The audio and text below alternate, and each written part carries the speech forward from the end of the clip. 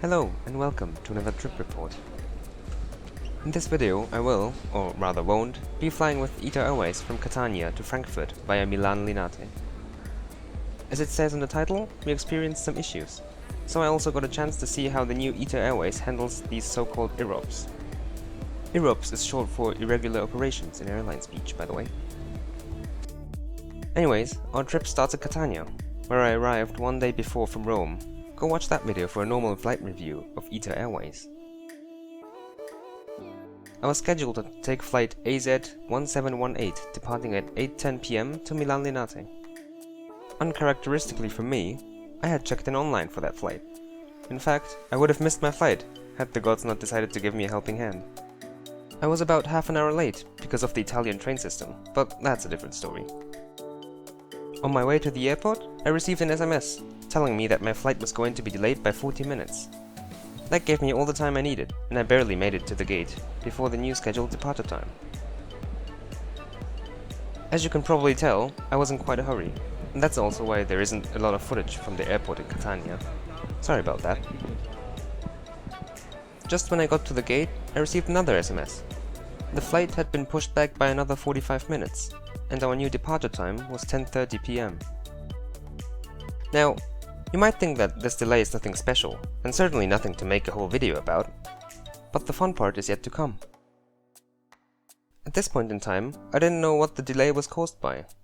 It wasn't the inbound leg that was delayed, since our plane was already here, so I was assuming some kind of technical problem, ATC or weather issues maybe. I later found out that it was caused by bad weather in Milan, and not being able to land at Linate due to the extremely foggy conditions at the time. Our departure time was changed several times during my wait at the gate. It went to 10:15 PM, then back to 10:30 PM, and finally to 10:50 PM. While I really do appreciate notifications for changes in flight time, I received 2 SMS and 2 emails every time the flight time was changed, plus 1 from my trip management software. This isn't necessarily criticism, because I think it's important to send both SMS and email, although I certainly wondered why it was 2 of each instead of just 1. But after 5 flight changes, my inbox was quite cluttered with these notifications. Finally, at 10:30 PM, boarding started for my flight. During this time, most of the lighting in the terminal shut off suddenly. If this is normal or not, I don't know, but the equipment seemed to be getting electricity, so there was no problem there.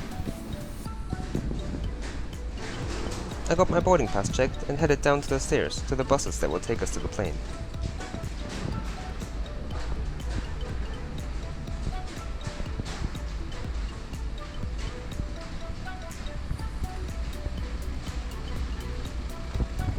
Even though everybody was there, the buses still weren't taking us anywhere though, so everybody got a bit confused. We were just standing there and waiting for something to happen. After what seemed like half an hour of waiting, more like 50 minutes in reality though, the bus finally took us to our plane for this leg. I'm not going to talk about the cabin again, because I mentioned it in the other video, and it was too dark to film anyways. You can watch my previous video if you want to know more about the ITA Airways cabin. I'll say this though, leg space was the same as in the other flight, and it was really tight.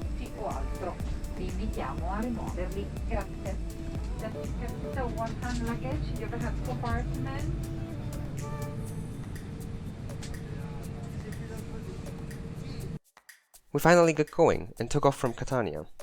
Again, service was as before, with a free drink service during the flight. I was really tired and napped for a good portion of the flight, which in hindsight might have been a mistake. Before landing, there was an announcement in Italian, which I didn't understand.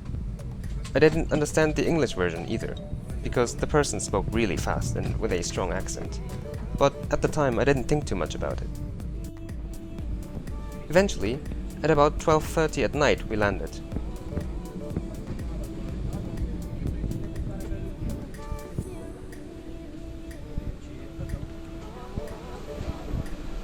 We got off the plane, and at this point I saw for the first time how foggy it really was here. I was quite impressed that we had managed to land, actually.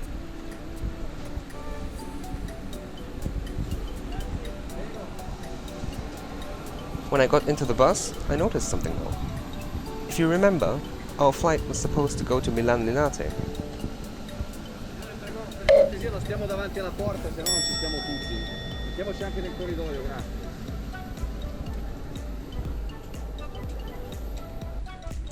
Apparently, we had been diverted because the conditions in Linate were too bad to land, without me ever noticing it before this point in time. This gave me quite the headache, since I had a connecting flight from Linate, although I had a layover of about 8 hours. So, while I was thinking about what to do next, I was naively assuming that the airline wouldn't provide anything to us and we would have to organize everything ourselves. So I made my biggest mistake then. Assuming Malpensa would have an ITA Airways service desk, I left the baggage claim area and headed up to the departures area. Well, as I found out later, Alitalia stopped flying from Malpensa in 2020 due to COVID. So there obviously was no counter or anything. And now I had a real problem.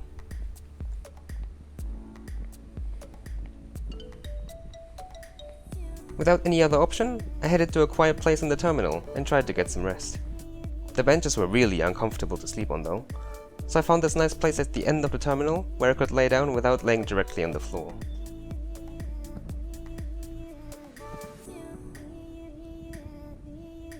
I was going to miss my flight to Frankfurt one way or the other, because there simply was no way to get to Linate in time.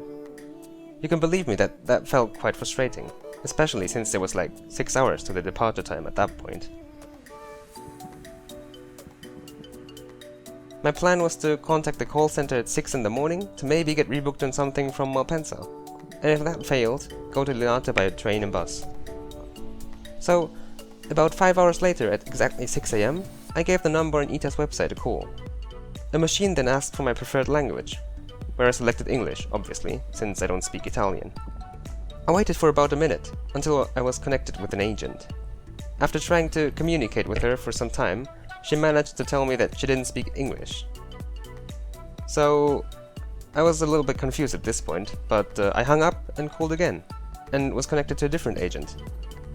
Again, although I had selected English as my language, I was again connected to a person that didn't speak English.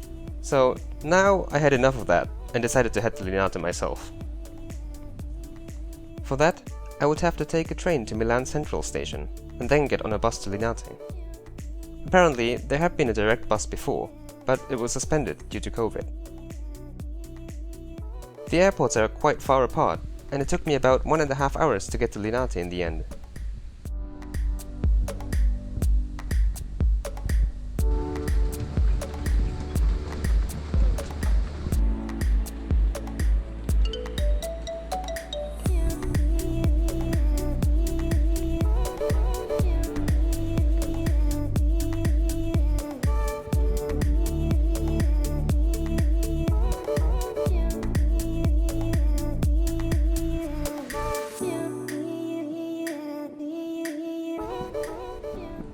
I arrived in Linate well after my original flight departed, so I headed to the ticket counter, which was at the very end of the terminal.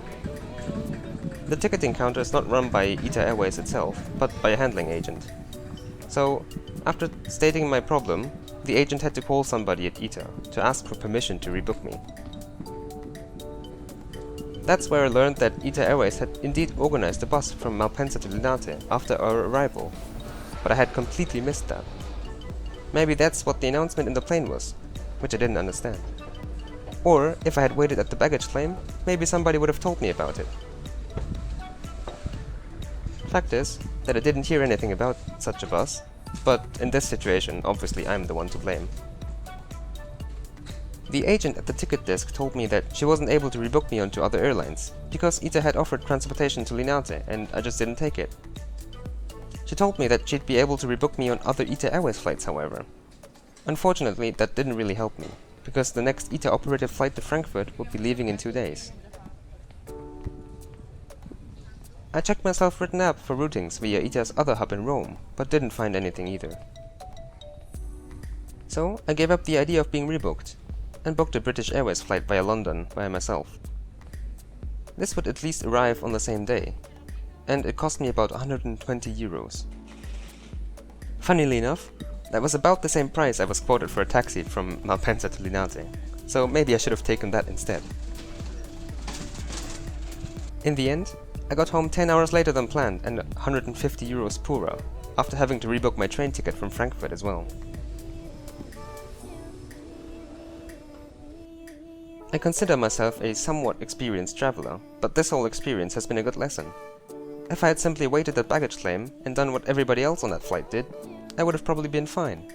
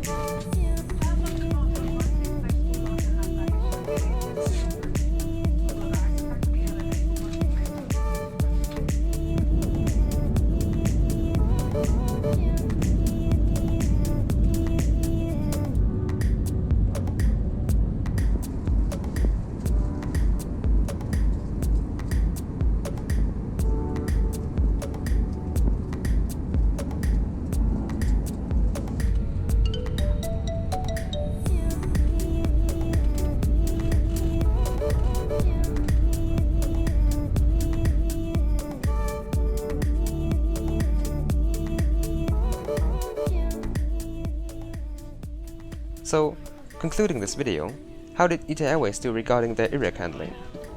This might sound counterintuitive, but I'd say they did alright, actually. They did notify me regarding the flight delays and kept me up to date. They apparently organized the bus from Malpensa to Linate, which is exactly what I would be expecting them to do in this situation.